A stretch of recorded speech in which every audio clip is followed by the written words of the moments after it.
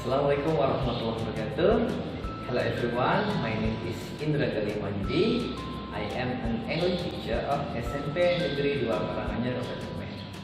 Today, I'm going to learn about chapter 2, grade 7 from When English Rings a Bell. Jadi hari ini kita akan belajar materi chapter 2, kelas 7, buku When English Rings a Bell. Nah, apa saja yang kita pelajari hari ini? Silakan. Nah, apa saja yang akan kita pelajari pada chapter ini? Yang pertama adalah unsur bahasa. Unsur bahasa yang pertama yang akan kita pelajari adalah pronoun. Pronoun ya, kata ganti. Kemudian yang kedua, to be, am, is, are. Kemudian yang ketiga adalah family members. Untuk expression atau ekspresinya, yang pertama adalah introducing oneself, memperkenalkan diri sendiri. Yang kedua, nanti asking one's identity, menanyakan identitas seseorang. Yang ketiga, talking about family, membicarakan tentang keluarga. Dan yang keempat adalah introducing others. Nah, pada kesempatan kali ini kita akan khusus membahas unsur bahasanya dulu ya. Untuk yang ekspresi kita akan diskusikan di video kita berikutnya. Terima kasih, silakan simak terus video kami berikutnya. Thank you. Assalamualaikum warahmatullahi wabarakatuh. Assalamualaikum warahmatullahi wabarakatuh. Kembali lagi dengan kami di channel Bahasa Inggris dengan mudah dan menyenangkan. Pada kesempatan kali ini kita akan membahas tentang pronoun. Untuk lebih jelasnya, silakan kalian simak video pembelajaran berikut ini ya. Pronoun adalah kata ganti. Di sini pronoun kita bagi menjadi 4 jenis ya, yaitu personal pronoun, possessive adjective, possessive pronoun, dan reflexive pronoun. Nah, sekarang kita bahas yang pertama ya, yaitu personal pronoun. Apa itu personal pronoun? Personal pronoun adalah kata ganti orang. Silakan kalian perhatikan tabel berikut ini. Sekarang perhatikan tabel. Di sana ada subjek, ada objek. Contoh subjek, I, saya. You, kamu. We, kita atau kami. They, mereka. She, dia perempuan, misalkan menggantikan Sinta, Rani, dan lain-lain ya. Kemudian he, dia laki-laki, misalkan menggantikan Anton, Johnny, dan sebagainya. Berikutnya it. It itu adalah kata ganti untuk benda atau hewan tunggal. I, jika posisinya sebagai objek, maka berubah jadi me. Kemudian you tetap jadi you. Kemudian we berubah jadi us. They berubah jadi them. She berubah jadi her. He berubah jadi him. Kemudian it tetap jadi it. Berikutnya ciri-ciri subjek dan objek. Ciri subjek. Subjek adalah pelaku yang melakukan sebuah tindakan. Biasanya ada di awal kalimat. Kemudian ciri objek. Objek adalah yang dikenai tindakan oleh subjek. Biasanya ada di akhir kalimat atau setelah kata kerja. Contoh, aku membenci mereka. I hate them. Mereka membenci aku. They hate me. Bukan they hate I ya. Karena me di sana adalah objek jadi I. Kita mencintai mereka. We love them. Tidak boleh we love they. Kemudian mereka mencintai kita. They love us.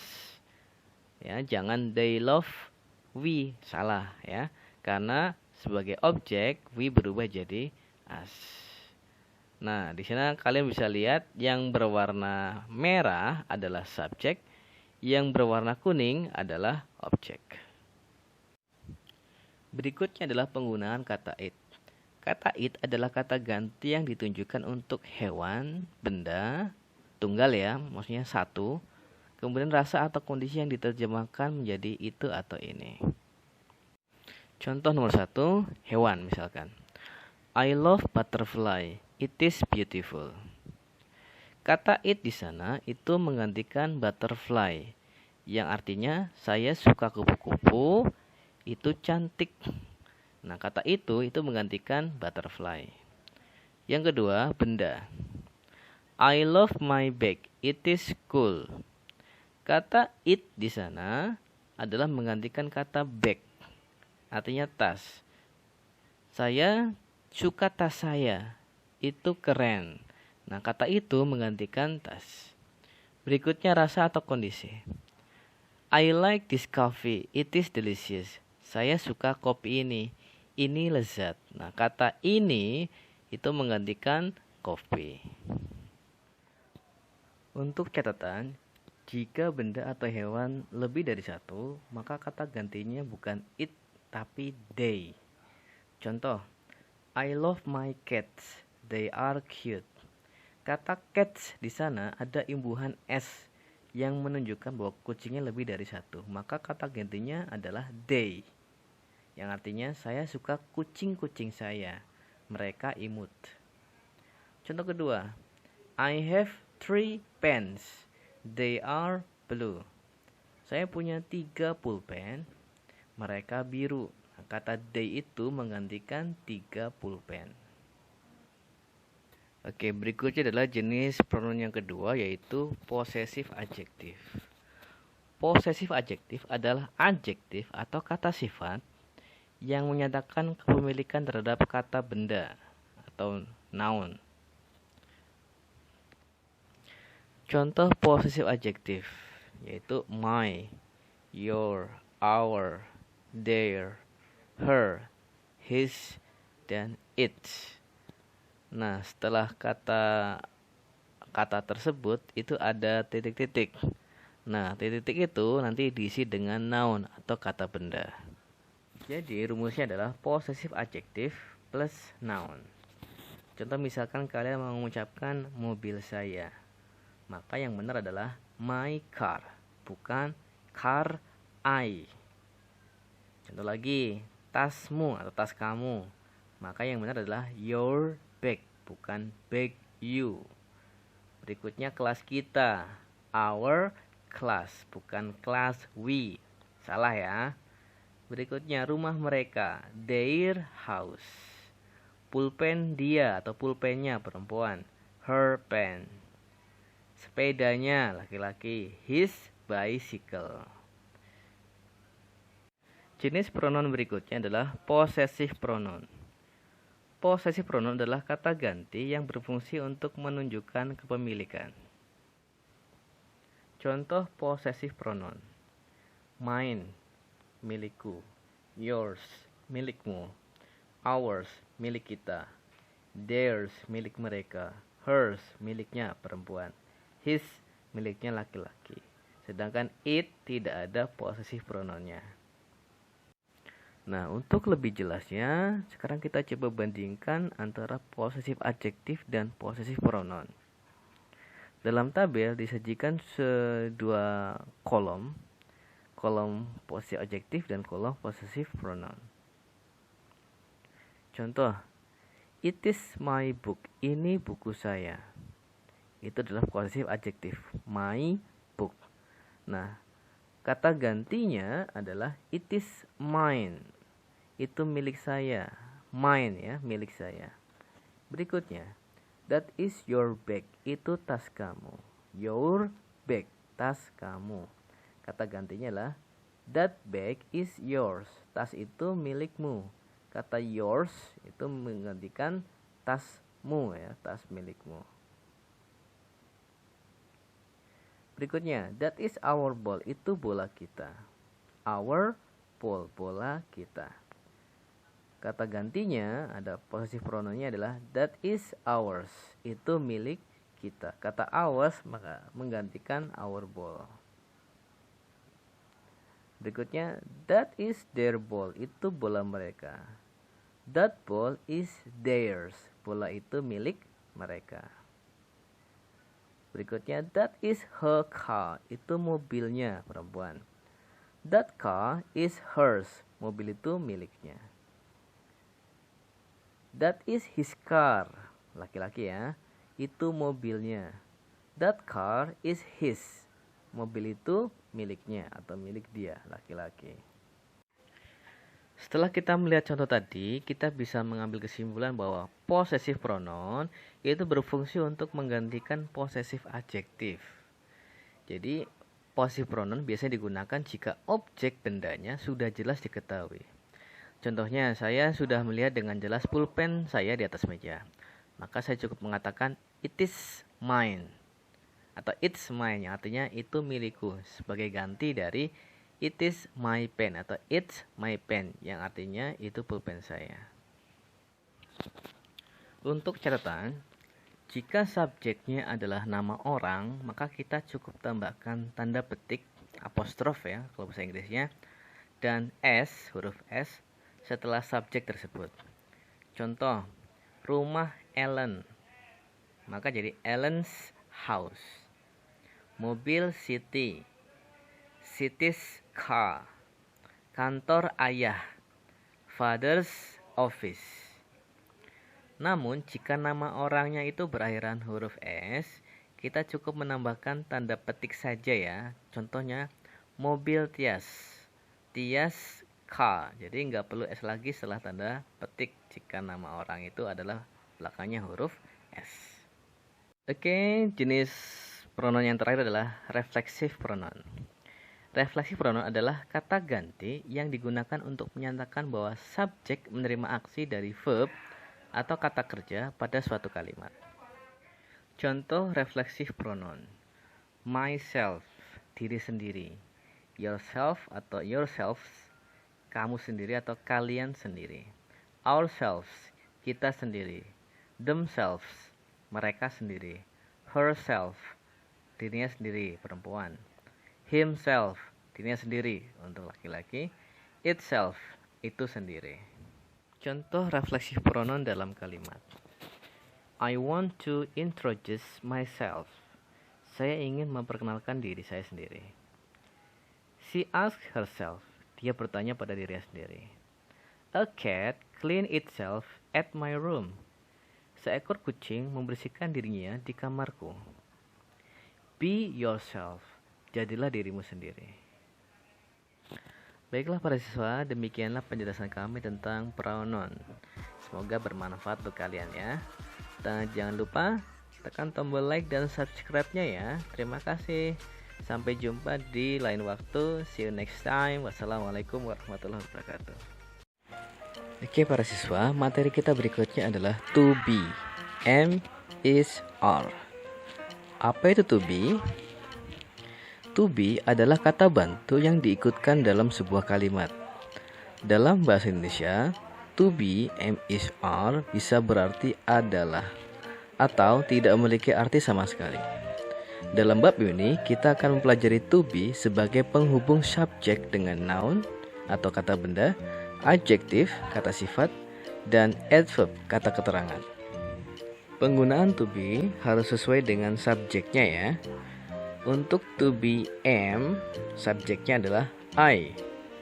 Is, subjeknya he, she, it. Kemudian are, subjeknya adalah they, we, dan you. Oke, rumusnya ya. Untuk kalimat positif, subjek plus to be, am, is, are, plus noun, kata benda, adjektif, kata sifat, atau adverb, kata keterangan. Untuk kalimat negatif, subjek plus to be, am, is, are, plus not, plus noun, adjektif, atau adverb. Kalimat tanya, to be ditaruh depan ya. Am, is, are, plus subjek, plus noun, adjektif, atau adverb. Contoh kalimat positif: saya seorang siswa. Siswa merupakan kata benda, maka harus menggunakan to be. I am a student. Tidak cukup hanya I a student, harus menggunakan to be. Nomor 2, kamu pintar. You are smart. Pintar merupakan kata sifat, maka juga harus menggunakan to be. Di sana subjeknya you to be-nya are, jadinya you are smart ya. Tidak cukup hanya you smart. Siti rajin. Rajin juga kata sifat, maka juga harus menggunakan to be. Siti is diligent. Kenapa to be-nya is? Karena Siti kata gantinya adalah she. Nomor 4, mereka di rumah. They are at home. Di rumah merupakan kata keterangan adverb ya. Nomor 5, saya dan ibu saya cantik. My mother and I are beautiful. Kenapa to be-nya are? Karena kata ganti dari my mother and I adalah we. Jadinya we are beautiful atau my mother and I are beautiful. Contoh kalimat negatif. Saya bukan seorang siswa. Kalian cukup tambahkan not setelah to be ya. Contohnya I am not a student. Kata I am not bisa disingkat I'm not. Kamu tidak pintar. You are not smart. Atau bisa disingkat you aren't smart. Siti tidak rajin. Siti is not diligent. Bisa disingkat Siti isn't diligent. Mereka tidak di rumah. They are not at home. Atau cukup they aren't at home. Saya dan ibu saya tidak cantik. My mother and I are not beautiful. Sekarang contoh kalimat interrogatif atau kalimat tanya. Apakah kamu seorang siswa? Are you a student? Ya, to be-nya mengikuti subjek ya. Are you a student? Apakah saya pintar? Am I smart? Berikutnya, apakah Siti rajin? Is Siti diligent? Nomor 4, apakah mereka di rumah? Are they at home? Nomor 5, apakah kamu dan ibumu cantik? Are your mother and you beautiful? Untuk catatan ya, jika subjek dalam kalimat positif dan negatif itu I, maka dalam kalimat tanya berubah jadi you. Sebaliknya, jika dalam kalimat positif dan negatif subjeknya adalah you, maka dalam kalimat tanya berubah menjadi I. Baiklah para siswa, pada kali ini kita akan bahas tentang family members and terms, anggota keluarga dan istilahnya. Contoh-contohnya: 1. Mother, ibu. Father, ayah. Son, anak laki-laki. Daughter, anak perempuan. Child, anak. Children, anak-anak. Grandfather, kakek. Grandmother, nenek. Aunt, bibi. Kemudian uncle, paman. Cousin, sepupu. Niece, keponakan perempuan. Nephew, ponakan laki-laki. Grandchild, cucu. Grandchildren, cucu-cucu. Grandson, cucu laki-laki. Granddaughter, cucu perempuan. Brother, saudara laki-laki. Sister, saudara perempuan. Husband, suami. Wife, istri. Relative, sanak saudara. Stepmother, ibu tiri. Stepsister, saudara perempuan tiri. Mother-in-law, ibu mertua. Son-in-law, menantu laki-laki. Sibling, saudara kandung. Twin, saudara kembar. Nah, sekarang kita sajikan sebuah family tree ya, pohon keluarga. Di sana ada sebuah pohon keluarga dari Mr. Jono and Mrs. Siti. Silakan kalian perhatikan baik-baik untuk pohon keluarganya. Kemudian di sebelah kanan ada 5 pertanyaan. Mari kita jawab bersama-sama ya. Nomor 1. Rani is Mr. Jonos. Nah, dari sana kita lihat Rani itu siapanya Bapak Jono. Nah, di sana Rani itu adalah anak perempuan dari Bapak Jono. Jadi jawabannya Rani is Mr. Jonos' daughter. Sekarang nomor 2. Mrs. Siti is Dina's. Ibu Siti itu siapanya Dina. Kita lihat di sana Ibu Siti adalah nenek dari Dina. Jadi jawabannya Mrs. Siti is Dina's grandmother. Nomor 3. Edo is Santi's. Edo itu siapanya Santi. Nah, kita lihat dalam pohon keluarga bahwa Edo adalah saudara sepupu dari Santi. Maka jawabannya adalah Edo is Santi's cousin. Nomor 4. Benny is Sinta's. Benny itu siapanya Sinta. Kita lihat di sana Benny adalah paman dari Sinta. Maka jawabannya Benny is Sinta's uncle. Sekarang nomor 5. Dina is Rano's. Dina itu siapanya Rano. Kita lihat Dina itu adalah keponakan perempuan dari Rano. Maka jawabannya Dina is Rano's niece. Nah, para siswa, demikianlah penjelasan kami tentang family members and the terms, anggota keluarga dan istilahnya. Semoga bisa menambah kosakata kalian ya. Nah, jika kalian ingin melihat video kami selanjutnya atau video-video pembelajaran lainnya, silakan kalian bisa lihat di link di bawah ini ya. Oke, thank you. Wassalamualaikum warahmatullahi wabarakatuh. See you next time.